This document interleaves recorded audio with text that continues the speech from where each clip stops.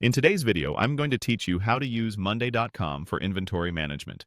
By the end, you'll know exactly how to find ready-made inventory boards so you can start tracking stock, SKUs, and suppliers with confidence, without building everything from scratch.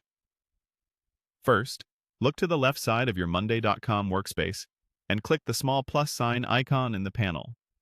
This is your quick Create hub. It's designed to help you add new boards, docs, and, importantly, jump straight into professionally designed templates.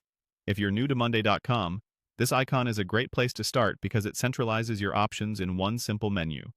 From there, choose Template Center. The Template Center is where Monday.com keeps its best practices packaged into boards you can use right away. Instead of building an inventory system column by column, you can leverage layouts created for common use cases like product catalogs, warehouse stock control, or basic parts tracking. Think of it as a library of blueprints that you can later tailor to your specific workflow. Once the Template Center opens, go to the search field and type Inventory Management. This will narrow the gallery to templates built specifically for monitoring items, quantities, reorder points, and vendor details. Searching saves time, especially if you're not sure which category to browse.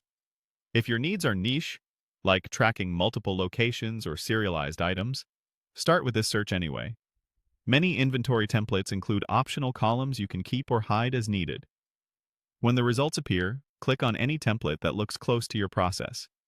You'll typically see a preview with example groups and columns such as item name, SKU, in stock, minimum level, supplier, and status. Use this preview to gauge fit.